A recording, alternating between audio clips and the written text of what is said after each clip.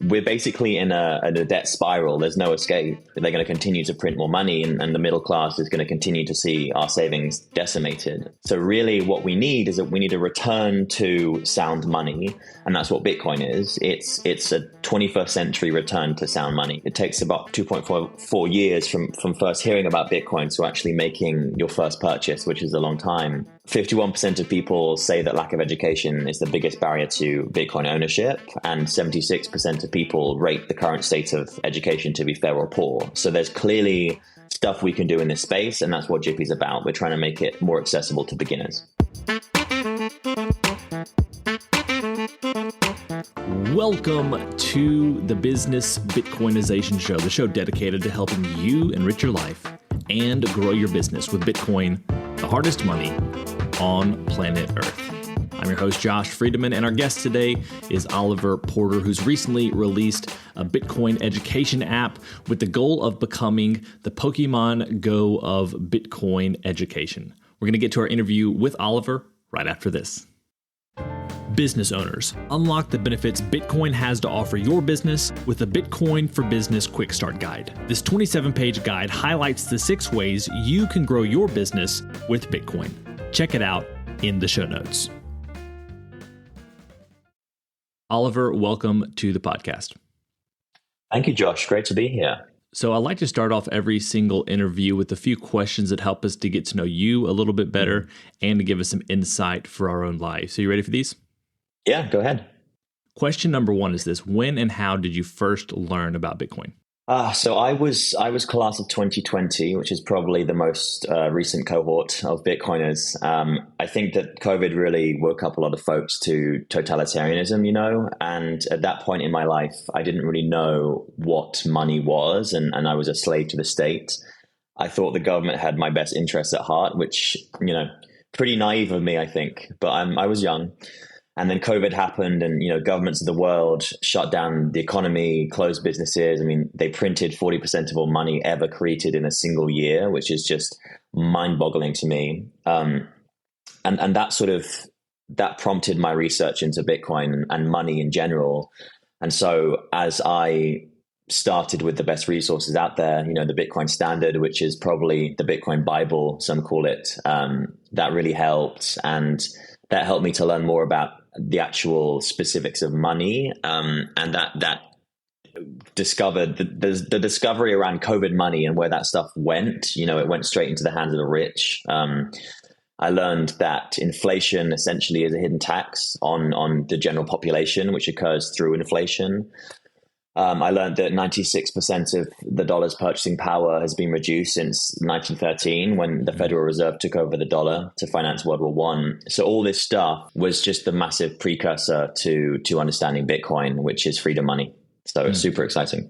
For sure. So question number 2 is, what's an insight or fact about Bitcoin that you wish everyone understood? Yeah.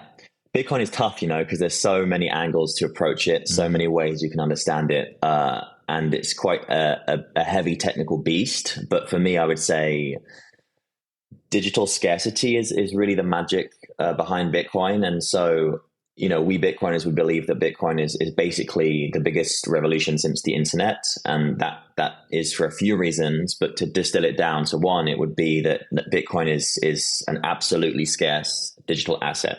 And what do I mean by that? Well, basically digital files are just a collection of ones and zeros, and that's called bits or binary. And so if you copy the ones and zeros in the correct order, you essentially have control over that asset. So you really can copy digital files an unlimited amount of times. And we saw this problem in the 2000s with websites like Napster and Pirate Bay. You could pirate so much content out there, digital content. And so with money, what you need is you want money to be scarce. You need it to be difficult to produce more of. And so that's vital so that it maintains its value across time. And today, money is basically just a collection of ones and zeros. So it's digital payments in a spreadsheet somewhere. And that spreadsheet just happens to be centralized. And so you have a central entity, a bank, who is the only entity that has control over that spreadsheet of who pays in and out of that spreadsheet, basically. And for money to operate effectively, you need two rules to be able to work. So one is you can't spend money that isn't yours. And two, you can't spend money that has already been spent previously. And the way that money operates today, like I said, it works effectively because you have one, permission, but it can be easily corrupted. You have to trust the government not to debase the currency, which they've done multiple times. And just to tie this back into Bitcoin, well, how do these rules relate? Well, you can't spend money that isn't yours because in order to spend Bitcoin, you need to know the completely random private key to that wallet. So it's basically impossible to guess. It's incorruptible. And two, you can't spend money that you have already spent because instead of the spreadsheet being centralized, Bitcoin payments are maintained on a distributed database called the blockchain, and they're secured by cryptography. So what that means is once the payments are on the blockchain, it's impossible to change. They are secured in time, this time frame, impossible, incorruptible. So it's magic. And I wish that people understood the ramifications of that Bitcoin is basically the hardest, scarcest form of money ever created. That's a long answer. It's a long answer, but you broke it down in a very understandable way, which kind of foreshadows what we're going to be talking about today, which is a Bitcoin education app that you've created. Before we get to that, though, question number 3 is, what's the Bitcoin resource you most recommend to other people? I mean, being founder and CEO of a Bitcoin education app, probably I would say Jippi, but we'll come on to that. But yeah, I would say that there are some really good long form resources out there, like the Bitcoin Standard and other books. Podcasts are really good. Natalie Brunell was I want to say my introduction to very simplistic Bitcoin topics because she makes it really accessible to beginners, which is really important. If we are going to be approaching hyper Bitcoinization in the future, we basically need to improve education. And that's where resources like Natalie's podcast comes in, and yours as well. We need to make this stuff easy to understand. Yeah. Question number 4, beyond Bitcoin, what's a resource, tool, or idea that's been helpful to you or your work at Jippi recently? We use a Lightning API provider called Jolts, and they are freaking awesome. If you imagine a fiat company that wants to integrate with Bitcoin payments, you can use Jolt, which is essentially just an API that does all of the custody for the Lightning nodes on their side. And so you just fling them an ID of some user and they'll give you back Bitcoin. So you can really quickly and easily reward users with Bitcoin. And we've obviously managed to implement this to help education and to actually reward our users with real Bitcoin. But you can do it in a multitude of areas. It's just an API. So they are fantastic. And now we have, and by the way, we've interviewed Ian before on the show. Oh, so, cool, great. Probably back almost 8 or 9 months ago. So if listeners are hearing this, they want to go back and listen, they can. They can scroll back, but it will be a little ways. Question number 5, we call this our arbitrary but insightful question, and it's this: as a general life principle, is it better to ask why or why not? I think this is a misnomer because they are very similar, and I would say one is probably a precursor to the other. So for me, at least, I think why is important because it gets you to understand the problem. As a software engineer, I solve problems all day, every day, but not just for my field. I don't know if you've heard of this framework called the 5 whys, but basically it enables you to drill down to what Elon Musk would say is the first principle or the core issue that you're trying to solve. An example of this would be, let's say Jippi, and we were problem 1, why number 1, why are we not experiencing explosive growth? And then that question will lead into a follow-up, which is research. So the follow-up is research into discovering that perhaps a lot of users are dropping off. And then the second why is, why are users dropping off? And that will lead into research that discovers maybe we aren't providing education in a format that people want. And so you can keep on drilling down to the whys until you get to the core problem, which is hopefully something that you can actually solve. And you break that down enough, it becomes more accessible. So why I think is really important because it helps you understand a problem. And then why not is probably just like a what the heck? Like you might as well build this thing because why not? What are the reasons behind this? Throw caution to the wind, prove the haters wrong, and just build something. It's like an impetus. It's a battle cry to get movement to happen, I think. If you were hit by a bus right now, could your family access your Bitcoin? When's the right time to stop hodling and use Bitcoin to impact your family's lives, not just yours? What if Bitcoin doesn't reach the value you expect, or it takes longer to reach that value. Do you have a plan? Do you have the proper trust structure to avoid probate, maintain your privacy, and minimize taxes? Do you want to avoid taxes to stack more sats or leverage your stack without selling? Should you add Bitcoin to your business's balance sheet? Are you truly confident in your self-custody setup?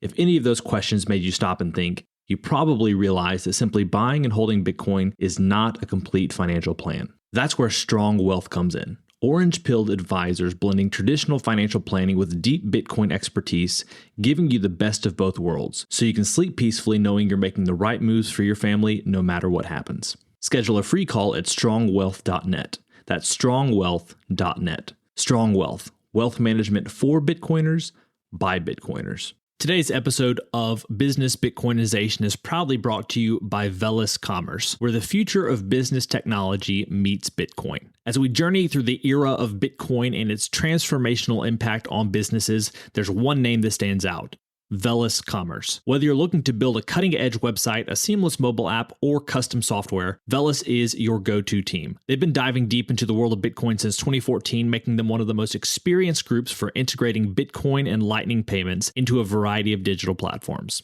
But here's what truly sets them apart. Velis Commerce doesn't just build. They bring a wealth of knowledge to ensure your project's success from day one. Their team understands the nuances of Bitcoin, ensuring that your business stays ahead of the curve. And for all business Bitcoinization listeners out there, Velis Commerce is offering a free consultation to kickstart your project the right way. So if you're ready to future-proof your business in the coming age of hyper-Bitcoinization, head over to veliscommerce.com or reach out on Twitter at veliscommerce. Let's make sure your business thrives in the Bitcoin era. Well, Oliver, we're here today to talk about your new Bitcoin education app, Jippi. We've briefly discussed it in the last few minutes anyway, but I'd love to hear a little bit about it. We met, I guess it was probably March, maybe late February, but whenever the Pleb Lab Startup Day competition was, you were there. So this has been in development for a little while, but you've just in the last week or two actually officially launched it. So I'm excited to hear about a little bit more about what it is and how the growth has been so far. Yeah. So Jippi is Bitcoin education for the masses. That's the slogan we're going for, and we're all about accessible, fun, friendly, interactive education. It's such an important problem, I think, to solve. In my opinion, just to zoom out a second and talk about the current landscape. So, America is $35 trillion in debt. That debt increases by $1 trillion every 100 days or so. And over the next 5 years, the government, every dollar that it spends, half of that is going to be spent towards servicing the debt. So we're basically in a debt spiral. There's no escape. They're going to continue to print more money, and the middle class is going to continue to see our savings decimated while we reward the rich. So really what we need is that we need a return to sound money. And that's what Bitcoin is. It's a 21st century return to sound money or digital gold. The issue is, though, it's quite complicated to understand Bitcoin, and it's like a multi-year journey. I did some research that shows that it takes about, on average, 2.4 years from first hearing about Bitcoin to actually making your first purchase, which is a long time. And that process is really challenging.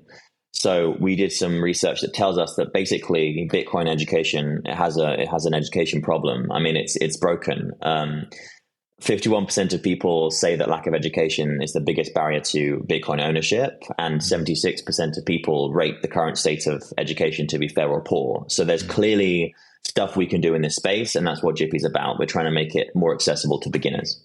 So who is this targeted for? Obviously beginners, but is there like a certain age range? And then also, what's the approach that you take? Because I feel like that's one of the most difficult things is people look out and there's like, podcasts for days, books for days. Very few people are going to take time to sit down and read an entire book.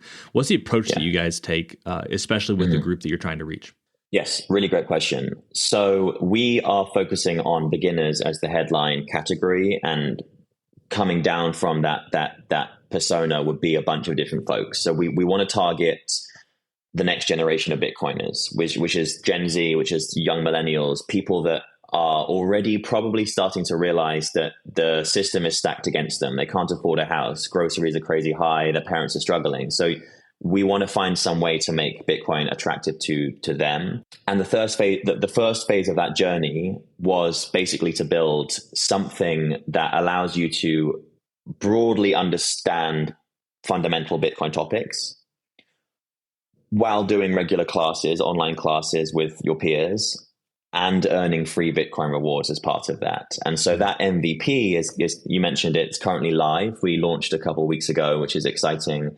And that's really what we were trying to do as part of that top builder competition in Austin here, which is sponsored by Pleb Lab. They're amazing. So big shout out to those guys. But that competition really, it allowed us to build really quickly in a hackathon style, and produce different tiers of content. So we'd have something really accessible, Instagram story, tap through content as the first tier. And then the second tier would be more broadly in-depth essay style with images. So to summarize, I would say that we're trying to make education that is really fun and friendly. And we do that through a variety of different approaches, including audio, written content, and Instagram style. Mm-hmm. And what's the approach that you take to kind of help people feel like they're progressing along? Like, I feel like there are plenty of gamified apps that help people to do this, whether you're learning a language or you're learning some sort of new concept. There's a lot of thought that goes into this. I don't know if there's like a typical like state of the art approach when it comes to education apps, but how have you decided to help people feel like they're progressing along the way rather than being inundated with endless information? Yes. So I would say that the golden star for this industry is probably Duolingo. They were really struggling back in the day, and they had massive drop off, and they brought some head of product in who basically revolutionized the whole gamification sector. And what they're doing is just magical. I mean, they've transformed the whole application, and it seems so friendly and inviting. So we're definitely thinking about ways we can do that. But as the first level, I would say to structure content in an easy way, we have islands of content. So you would join Jippi and you would see that there's a beginner island, which is really quick fire, 20-second topics that make it really, really high level for you to understand Bitcoin. And once you complete that island, we'll add some kind of nice congratulations and well done on your journey. Once you finish a beginner island, you would move to intermediate island, which is more broadly, more deep, more like proper topics, and that will help to actually solidify knowledge. So what we're trying to build is like this journey, and we want to be your orange pill journey through that stage. But we're doing a lot more. I mean, I can't speak to version 2 of the app quite yet, but we'll be in Startup Day September 20th. So very soon, and that's where we're going to be announcing some stuff around the gamification side. We want to build one of the most addictive and entertaining Bitcoin education games out there. So we're really excited. That's great, man. I love that approach. I feel like the islands helps people to conceptualize where they are and where they're going next. On that point, what are the things you actually start with? Like, what are the things that are most important? Is it different categories of money, technical, whatever else? Or do you just really start with like the nuts and bolts of how Bitcoin works? How have you decided, at what point people need to understand different things? This is a really huge challenge. And this is probably why the Bitcoin journey is so long, because it's not linear. It's really this spider diagram of chaos, because what turns one person onto Bitcoin might not be the same as the other. From my side, I mean, I'm a libertarian now, so it's sort of like I was more bought into the freedom element. I've come to believe that government is a parasite that leeches off the productive members of society while rewarding the rich. And so Bitcoin for me is the ivermectin to that parasite. So that was the angle that turned me on. But for other people, especially the younger folks, it could literally just be number go up. You could see, you hear from all of your friends that everything is more expensive. No one can get a house. You see Bitcoin, and this thing is yes, it wobbles around a little bit, and the number may go up or down slightly, but with $50,000, it's per coin. So just to see, if you purchase a little Bitcoin and see that thing maintaining its value across time, is a very powerful entry point. But to answer your question, it's going to be a hard challenge. We don't really know exactly what will turn someone on instantly, because it's different for everybody, but we can have enough of a summary around what is money, why is it broken, why is it unfair, why is Bitcoin better, to hopefully start someone's steps on that path. And what is the gamification element like? Is it every single lesson or step that you complete, you get some sats, or spin the wheel? What's the approach you've taken that kind of help people to continue reaching those next levels and getting rewards? Yes. So we will reward our users once they complete a path. So in an island, there's a little hexagonal path, and this path is the content. So after you complete a path, we'll reward you with 20 sats. And that is both on beginner island, and that's mastery island as well. So we have the Instagram style rewards you with sats. We have the more in deep dive paths that reward you in sats, and we have audio content, rather like snippets of podcasts, which will reward you in sats. So that's the MVP. That's the foundational reward system. But what we're building next is something that's going to be much greater. And I'm trying to not be too too detailed with my response here, but I think there's a lot of value to games that get people out and about in the real world, and there's lots of value around tying in Bitcoin and education to something that's competitive and that feels like you're in a tribe, it's tribal. So yeah, we have some really, really cool stuff planned that I think will help us keep users sticky, and it will help keep people in the app, because that's the core problem I think with education apps is once you finish your education, where do you go? You drop off, because there's not something that catches you after that stage. So Jippi hopefully will fix that problem with this game we're building. If you feel like it's giving too much information, you don't have to answer, but it sounds like you're describing like the Pokemon Go of Bitcoin education. Son of a gun. You caught me. So, yes. Yeah, it's really interesting because, I remember when Pokemon Go came out, and I forget exactly what year. I want to say it was like 16, 17, because I was working at a university at the time, kind of like a transitional job after I got back from living in another country. And everyone was out playing it. And I don't see that as much anymore, but there are still people like youth that I know who are running around playing Pokemon Go. And even like the other week, I think like 30 or 40 people got together in a park playing Pokemon Go. So it has some staying power. I mean, we're talking 2016, 2017, and now it's 2024. So that's exciting. You don't have to speak to it too much. If you want to add something, feel free to. If not, we can go on to some other topics. I will just say you're a very, very smart man, Josh. You're a very smart man, and you've caught on to my drip feeding of information. But yes, we want to go down that route. We'll have more to say this month in Mexico City. But yes, that there is a lot of power to be had in in-person experiences that gets people together, that provides competition and educates you at the same time. So we're really, really excited. Yeah, I'm excited to learn more as well. So when it comes to the creation of Jippi, do you have an education background? Have you always had a passion for education? Or is it one of those things where you knew you wanted to build something and you looked around and saw that, man, education is a place where we could really continue to use some growth? My background is in software engineering. So I've been a software engineer now for 5 years, but more broadly, I've been in the startup space for 9. And I bounced around a few industries. One of those is education. And so when I grew up in London, but I'm in the States now. But when I was in London, I worked for this education company called Makers Academy, and they were a programming bootcamp for software engineers. And they would teach people how to code in 12 weeks, which is no easy feat. I mean, it's pretty intense. And I worked for their admissions for 3 years. I was doing all of the interviewing. I was front of house. So I would interview all of the candidates. And through that process, I just realized the joy of teaching someone something new. I mean, these people would go on to get their dream jobs as software engineers, having no experience previously. So I think there's lots of magic that can be taken from that experience of educating beginners. That journey sort of led me to becoming a software engineer myself.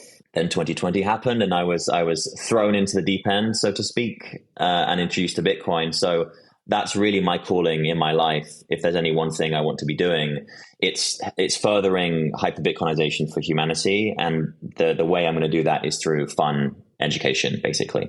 At what point along the way, I think you mentioned 2020 as a key part of this, but at what point did you sort of begin to lean into the libertarian side of things? And then also at what point did you move to the States?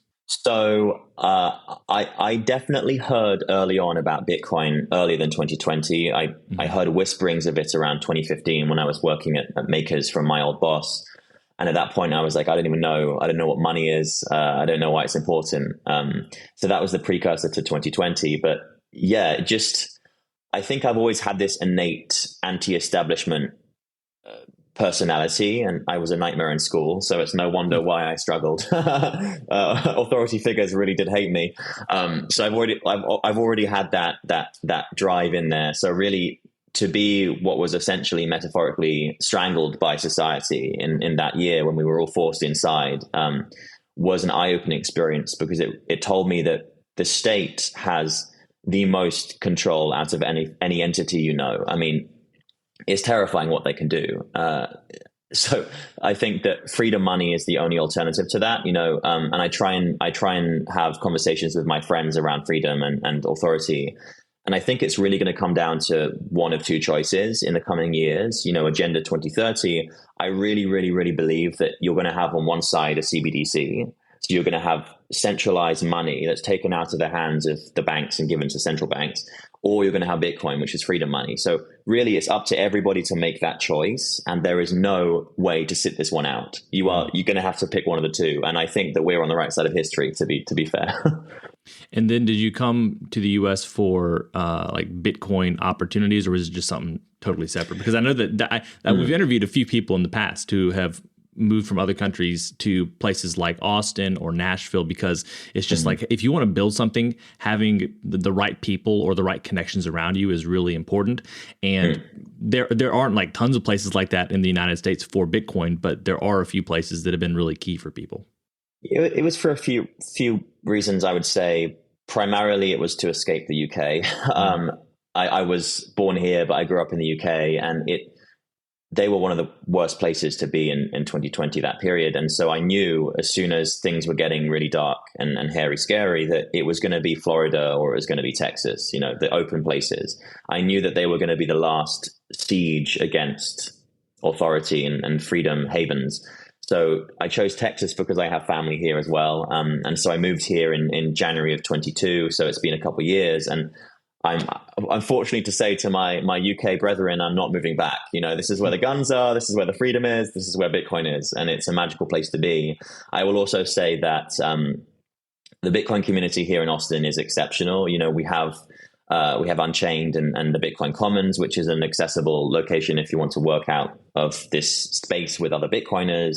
We have Pleb Lab, which is more of a hacker space if you're building on Bitcoin. So there is so much support here in Austin, as well as other locations in the US, like Nashville, for example. Very cool. Well, it's been great learning more about Jippi. I'm looking forward to seeing the updates, and this will come out close to September 20th. And so I think it'd be really cool if you would share some final thoughts, as well as where people can go to get those updates soon after this episode goes live.